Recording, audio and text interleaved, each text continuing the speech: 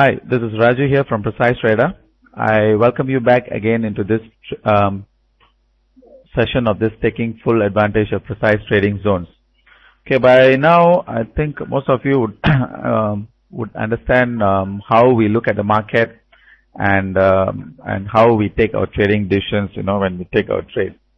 Okay, in all, as long as you have been following a specific strategy and a game plan, I think things should be flowing smoothly, right? As long as we have a game plan, we have a stop loss and a price target. Especially we have a risk reward ratio, and when we do it, then things will be flowing smoothly, right? And do take note that all in all, we focus about 36 crosses. The crosses are like Euro USD, Pound USD, Dollar Yen, Swiss-Z, Aussie, Loonie, New Zealand, and the Sing dollars. So any one of these crosses against each other, we can discuss. And also, please, as I said earlier on, please try to specify the time. Yeah, please specify the time frame which we want to discuss the session. And the theory behind our approach to the market, we believe, we believe in this session, saying that this is the price level principle. Okay, this is a invention which we have done because this is a specific way of approaching the market, right? And of course, you must understand that this is a number game played, so it's all has to do with numbers. So sometimes when we do it, we just ask ourselves whether there's a risk against the reward. Our approach to the market is we use the price level principle, and as I said, it's a price. We are very proud to do an invention which we have been using it and applying in the market for the last couple of years, and it's been working quite nicely, right? And the way which we derive these zones or levels, which I'm going to share with you later on. I'll be looking for one or two examples. Then we can look at a live market. Then we can decide how we can trade. And if there is an opportunity, then we may want to take a trade. Otherwise, we'll see. We look for any opportunities. Always, it's good to have a good trade setup, and always it's also good to do your work before we enter a trade. That's what makes you a better trader in the long run. Okay, and the way which we derived the numbers or zone levels, some of you might be interested. How do we receive, or how do we derive that levels or zones, which I'm going to share with you later on? Is we use Fibonacci numbers, Andrews pitchfork, moving averages, trend channels, and Gann numbers. And I'm sure being a technical trader, you believe or you apply any one of these tools in your trading decisions. Okay, and especially if you are being a technical trader, I'm sure you need to use any one of these tools in your trading decisions. Unless if you are a fundamental, even if you are a fundamental trader, you would be looking to technical aspects sometimes, because the fundamental trader alone, just by looking at the fundamentals, you can't really take your decisions, because you need to, end of the day, you need to derive a certain set of numbers or levels for you to take your entry point. All right. Of course, we have a fundamental reason, but we need to stick to or go to technicals in order for us to really get the exact entry point. And another thing also I want to stress to you is, for those of you who are coming in new, meaning in the sense, who have just started to trade Forex, okay, it's good to have a specific game plan, before we take our trade entries. Okay, what I strongly believe is, it's always we have to do our homework, or we do our work before an entry point, and we tell our clients to find an answer, or to find an answer, 5 simple questions before you take a trade or before you pull the trigger. Okay, when I say pull the trigger, meaning in the sense you want to take your entry point. So the 5 simple questions you need to answer before you take a trade is, of course, the most important question in your trading decisions is the trend directions. Okay, where is the trend heading? All right, and whether should I be following the trend or or should I be doing, like wait for a reversal? Because sometimes, it's a very tricky question to be answered, because like, for example, when you look at a specific time frame, like for example, let's say I'm looking at a 2-hour chart, for example, the trend directions.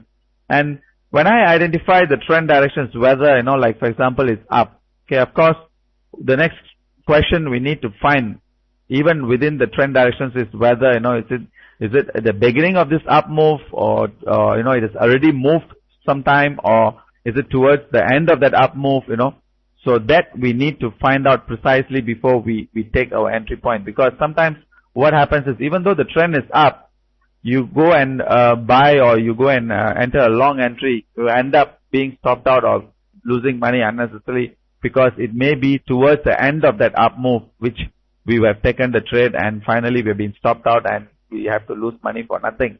So we need to find out whether, where, at which stage is the trend directions, right? That is like question within one should find 1A, right? The second question you need to find an answer is, okay, where is my entry point going to be? Like for example, let's say the trend is up. Okay, of course, I need to look for a long or buying opportunity. And I shouldn't be looking to short or sell, because if I'm going to do this sell or short, that means I'm trading against the trend, and chances are, I may tend to get stopped out in the event, if I use the stop loss, right? So the third question is, okay, after knowing the entry point, where do we put our stop, or where do we protect ourselves, in the event, the trade goes wrong, or the trade goes the wrong side of the market. So it's a good practice to always put in stop losses, because from experience I'm telling you, because stop loss is a tool, or is to be used at all times. Okay, even if you do not practice putting stop losses, okay, what I would suggest is probably you can put a couple of 100 pips away, so that you have that habit of putting stop losses, and you don't tend to lose money, at any time. There was once I wish to share this experience. I think last time I did say that sometimes that was I would say more than about 8 to 10 years ago. I was taking a trade on dollar Swiss, right? And at that time I don't practice putting stop losses, but sometimes what happened is, I was away. I went for holidays. I took a trade. I was just bargaining for mere 10 pips, and that 10 pips cost me about 50,000 US. Because when I came back, I was surprised to be in the opposite side of the market, and finally I had to cut loss, for that the trade which I've taken. So what I'm trying to tell you is, even if you do not practice putting stop loss, it's good to have at least a few hundred pips away. At least that, okay, that your investment or your trade is protected at all times. All right. And the fourth question is, of course, where is our exit point going to be? It's always good to do a plan ahead. Where do you plan to exit, in the event if the trade is in our favor, because sometimes I do not know how many of you are in a dilemma, especially, when you take a trade, you're not sure when you want to exit, because sometimes, the market has been moving and you're hesitant to book your profit, but finally what happened is, your winning position, supposed to be making money, but in the end up losing money, alright? So that also can be, I do not know how many of you in this room have come across that kind of experience or that kind of scenario, right? So that is one reason why we felt that, every time it's good to plan ahead on our price target. Even if we can have two levels, maybe book our profits partially, on one level and wait for the other level. So at least, our trade goes, we are monitoring the trade in a proper manner till the trade is closed. And of course, the final question we need to find an answer of to know is basically what's the validity of the trade, or how long do you plan to hold the trade. See, always it's good to practice a price target together with an expiry time. Okay, that means whichever comes first, you take your decision. That means, for example, if let's say I've taken a decision to a long euro, let's assume, I'm long at 140 right now at 40.80. Let's say I'm long at 140.80. And let's assume I plan to hold this trade for the next 2 hours or so, right? And I plan to exit with the profit of 141.60. Let's assume, I plan to book my profit at 141.60. So I'm going to hold the trade for 2 hours, and if within this 2 hours, if the price target is not met, that means, like if 141.60 is not met, then whatever closing during that 2 hours, I exit. It can be like maybe I make only 30, 40 pips. Okay, I plan to exit. Or we have to reassess and look at the market one more time. That means do our work to see whether is it advisable to hold the trade longer than before, because unless the market is still behaving in the same manner as we expecting, towards the right direction, then we can do our work and hold. But otherwise, okay, what I would suggest is, it's best for us to book or close the trade within that, because it all depends what's your game plan. If your game plan is, if you're a day trader and you're only going to hold for 1 or 2 hours, then you shouldn't change your plan in the event, if the trade is not heading anywhere. All right. So that's how we take the trade, and that's how we look at the market at all times. So, and also remember that, it's the probability which we are looking at, and there is no such thing as a holy grail or a perfect instrument that always gives a perfect trade. We all are working on probability, and always when we take a trade, it's good to practice a probability of risk-reward ratio at least 1:1. Okay, I have come across clients whereby, they do not have any proper risk-reward. That means, they put a stop loss 100 pips, and they say that, they want to book by profit, like only 20 pips or 30 pips, So it doesn't justify, always ask ourselves, when we do our work together with our risk against our price target, then we know whether the risk versus reward, does it justify, whether is it worth taking the trade, or we should wait for a better entry levels. You must remember always that the market is always there, So we can look for opportunities as long as you have a proper discipline and proper game plan. I think should be in the right track most of the time. And do take note. Okay, let's say we look at today's economic events. In fact, it's also a good practice to look at, this is what I said, do work before we enter a trade, before we take any positions, because it's a good habit, to always look in this manner. All right. So here, if you look at this, in fact, today we have a couple of US data out, and I think personal consumption. Okay, that's these are the important data, and we have home sales, pending home sales also, which is be out about 14 GMT. So there is no other data out in between, right? So, and having that understanding, there is no data out in between. Okay, we can take the trade purely on technical base, meaning in the sense whatever the technicals say, we can take the trade purely on that.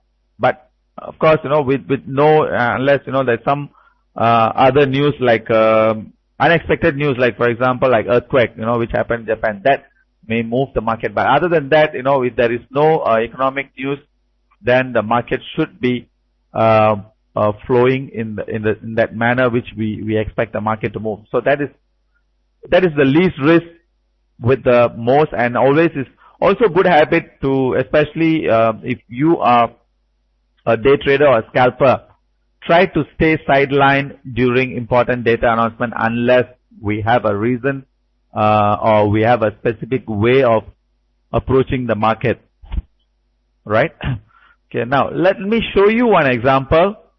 Then I'm going to look at live markets. Then if you have the time, then if you have any opportunities, then we look to take some trades. Right? So looking at this barometer, okay, this is the barometer which we use in our trading decisions.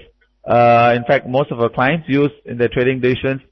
And the thing is, the good and bad about this barometer is, okay, it's live markets, and sometimes the signals can change from a strong buy to a strong sell, especially when the market is towards that end of the time belt or something happens. So that is the disadvantage. And also another disadvantage of this barometer is it doesn't tell us whether to stay sideline, or whether to take the trade, right? So this is, of course, we have to use it together with our zone levels, and that's how we decide to do a good trade, risk reward, where the less risky trade, all right? So now looking at this time belt, okay, since today is being the first trading day of the week, okay, we have to be extra careful, right? Being always, because first trading day is usually the signals are not that good, because usually we get a lot of noises or choppy sessions during the first. Especially we have to be very careful during Monday and Friday, these are the 2 days we have to be extra careful. Okay, looking at this daily, the barometer says, the strongest is Aussie dollar, is being the strongest cross. And in fact, last Friday we were discussing about this cross, Aussie dollar, right? And I was expecting this market to reverse about 103 or 103.35. Okay, maybe what we will do is we'll look at this market and see whether the market has reversed or whether it has still got upside momentum. Maybe we can discuss that market and see for ourselves, right? To see how we can trade this. Okay, let's say we look at a 6-hour chart. A 6-hour was also conveying me the same message. Okay, the Aussie is being the strongest, followed by the Swiss, and the weakest is the cable and the dollar yen, right? So these two, and of course the best cross to trade at this moment would be Aussie yen. Okay, Aussie is being the strongest and yen being the weakest, and it is giving mixed signals against some of the crosses, right? And pound Aussie would be a good cross to trade, but again, as I said earlier on, we need to ask ourselves whether, is it at the beginning of this trend which we are talking about, or towards that end of the trend, that's what decides our trading decisions, whether to be a buyer or whether can we wait for better trading opportunities or better entry levels, right? So let's look at Aussie US. And what I'm going to do is I'm going to show you the zones for this cross. Then we can decide whether to be a buyer or whether to be a seller. Remember I said, when we are looking for an entry, especially when we are following the trend, okay, we need to find out whether are we at the beginning of the trend or towards the middle of the trend or towards the end of that trend up we are talking about, right? So that is what dictates whether to be a buyer or whether to be a seller, right? So here, now looking at this Aussie, okay, we look at this, and these are the zones which, which I said earlier on, which I'm going to share with you. These are the zones or levels which I'm going to share with you and how we can use it in our trading decision. Alright. So Aussie US, okay, the trend, we have trend identification on 3 different time frames. And what's so special about this levels or zones is, okay, I remember I said earlier on, okay, these numbers are derived by using Fibonacci, Andrews Fishbach, Gann numbers, moving averages, trend channels, so on and so forth. So as a result, okay, what happens is, most of the time, okay, you see the market reversing precisely at that level, plus, minus, maybe, the 1 or 2 pips, because, during the different spread with the brokerage, So what I would suggest is, have a variance of between 3 to 5 pips as a variance, so at least you do not get stopped out, or you do not miss that entry point unnecessarily. So that's one of the reasons why we always mention that, please use between 3 to 5 pips as a variance for majors and minors, and between 8 to 10 pips for the crosses because of the spread. Okay, now we look at Aussie US. Okay, the Aussie US, the hourly trend, it says limited up while 101.80.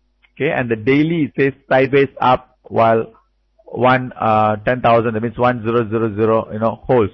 So basically what the market is telling us is, since it's limited up, what do you think, where is the market, is it at the beginning of the stage or middle stage or towards the end of the stage, we are talking about? Can anyone help me to answer this question? When the word we put in limited up, what does it tell us? Whether is it at the beginning, middle or end of the stage? Thank you. Right? You're right, because it's towards the end of that stage which we are talking about. So the question I need to ask myself is, whether should I be a buyer because the market is towards the end of the stage. So if I'm going to buy now, okay, since the trend is up, even though it's up, it's towards the end, so I may get stopped out, alright, or I may tend to lose money, especially, if the market reverses. So the question I need to ask myself is two things. One is, should I be a buyer or should I be a seller? If since it's not, I'm not going to be a buyer, then when should I short or when should I sell, right? Okay, there's two things we need to note. One is, if I'm going to be a buyer, I have to be very tight with my stop and I have to be nimble in this trade because I know that the market is going to reverse or turn down soon. But on the other hand, if I'm going to go for a sell or short, what I should look for is I should wait for the market to turn, then I go for a short. I'm not in a hurry to do it, like straight away I short, because if I'm going to short now, straight away, what happens is, if the market moves higher, then our risk gets bigger, right? So now my question is, how do I know my entry point and how do I know my, how do I decide my entry point, especially, the scenario like this? Our entry point is always triggered. Okay, we have a set of zones from 1 to 12 resistance and a set of zones support from 1 to 12 down. Okay, and our entry is always triggered at the resistance zone 1 or resistance zone 2 or support zone 1 or support zone 2, okay, depending on the market conditions. So looking at this, a typical scenario like this, okay, how would I know the market has reversed is, if the high is within our resistance zone 2, okay, and if the market breaks the support zone 1 or support zone 2, then I can safely say that the market has reversed and that's where I take my trade on a short to look for with a stop above this level and wait for the price to move lower. But on the other hand, it all depends on the trend directions. Okay, that's how I take my trading decisions. Okay, I can be a buyer at the break of resistance zone 1 or resistance zone 2, or I can be a buyer near the support zone 1 or support zone 2. Okay, and the same thing goes, I can be a seller near the resistance zone 1 or resistance zone 2, or I can be a seller near the break of support zone 1 and support zone 2, and that's how I take my trading decisions. So now my question is, if I'm going to go for a long, where do I go for a long? Okay, of course, as I said earlier on, I will be looking to buy near, buy at the break of 102.90 and 103.10. And always one thing I want to highlight to you is, usually, okay, the day high and the day low would usually happen within our resistance zone 2 or support zone 2. Okay, in other words, okay, now the Aussie dollar has registered high, which is 103, about 15, so plus minus 5 pips. So this can be the high for the day, okay, which I may not know, but I presume, this can be the high for the day, and I may expect the price to fall. Okay, later on we look at the chart, then we decide, whether the high is seen, then we wait for entry point. Okay, now if I'm going to go for a short, okay, remember I said Okay, I look to short near resistance zone 1 or resistance zone 2. Okay, depending on the trend directions on the hourly. Okay, and where do I book my profit? Okay, I'm a seller. Okay, I'm not a buyer on this market because I know that this market is going to reverse anytime soon. But when this reverse, where do we put our stop loss and where do we book our profit, right? So now, I'm going to be a short or seller. Okay, I plan to book my profit at 10210, 10160 or 10085. Okay, I have one more level which is, we call it a U-turn zone. Okay, this is where we can expect the market to have a pullback or reverse around this level which is 10135. So in other words, okay, I can book my profit at 10210, 10160, 10085, 10135. So I have 4 levels for me to book my profit. Okay, where do I put my stop? Okay, I can put anywhere above this level, meaning in the sense 103.45. Okay, that is where I put my stop if I'm planning to short at the market, around current level. Okay, that is if I'm a risk taker. Okay, that means if I'm an aggressive trader, then this is what I would want to do. But if I'm a conservative trader, then what I would want to do is I would wait for the price to fall below 102.90. Okay, below, and better still the break of 102.30. That's where we get a confirmation of a reverse. Alright. So then only we take our entry point. Okay, now let's look at the chart. Then see how is the market trading and how can we enter this trade. Okay, let me okay. So coming to the first trading day of the week. Okay, remember I said we have to be extra careful. Okay, now the market has opened at 102.38 and the low is 102.31. So now is testing the highs. So it is not given us any signal of a reverse. So we have to wait for more signals or wait for more confirmation of a reverse, right?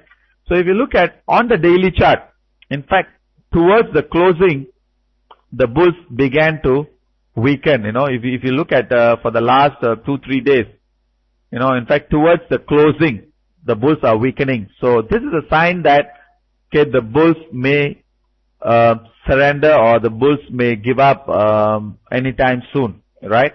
But they have not surrendered yet. Maybe we would not know. Maybe it may happen today, or it may happen, towards closing, which is maybe after the US come in. Then we may see a reversal happening. If not, then we have to wait for one more day to see a reversal happen. But we have to patiently wait for this market to really give us a signal. Okay, let's say we look at a 6-hour chart. Okay, the 6-hour chart is got another 28 minutes, left on this trade.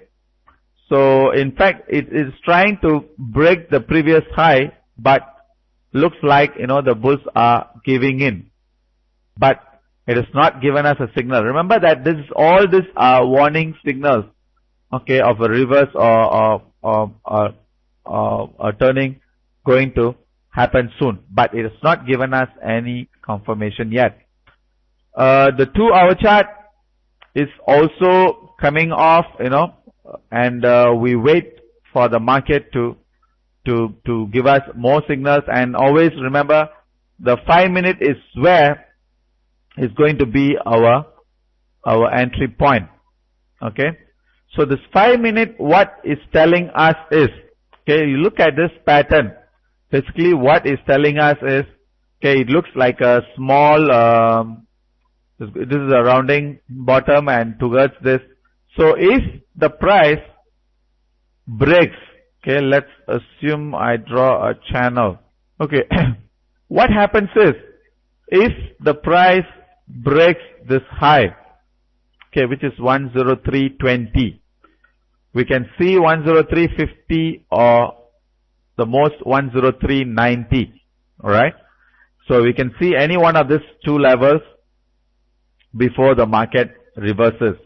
But on the other hand, if let's say the price is not able to break the high and the price starts to break this low, right? Whatever the low the market as doing, because right now it's just having a pullback, but it's not giving us a confirmation yet. Okay, remember, the confirmation is not, we have not received any confirmation yet. So on the other hand, if it breaks this low, then we can safely say that this market has stopped and we can expect the price to fall further. Okay, I repeat. Okay, there's two types of signals which I'm looking on this market. One is right now, remember, I've not got any confirmation yet of a reverse. So the only way I know is, the price should not break 103.20. Okay, let's see what is our, 103.10.20. It should not break above this level. If it breaks, then it may go up another 30 to 40 pips. But if it doesn't, then I can safely say that this market has reversed and the price, I'm expecting the price to fall. Right? So this is the signal which I'm looking, and this is what I'm expecting the market to do, So I'm just closely going to watch then and see, Okay, now let's look at some questions. And if you have any doubts, we want to discuss this. I just want to show you one example, looking at the zones and how can we trade or how can we enter, based on the zones. All right. Okay. Let me look at a question. Today there are a lot of US data going to be out. Is this a wise move to take trade today at US session? Okay. Remember, always remember that. Okay, the data is going to be out every day. Literally every day. But of course, you must know which are the data to pay more weightage to or more weight. Like for example, if it's a non-farm payroll, right? Non-farm payroll announcement, usually you see this market dead quiet, and that is the time whereby you can stay silent and watch, And sometimes, like Fed Chairman Bernanke giving a speech, it's best for us to stay silent because we may be looking for some clues, or he may say something that might make the market move or get a shock, or like Fed rate announcement. All these are important data. That is the time we need to stay silent. But other than that, this kind of every data out. Of course, if you are a day trader, you may want to stay silent during that announcement. But after the announcement, you can always trade, or before the announcement, or you plan to exit before the announcement.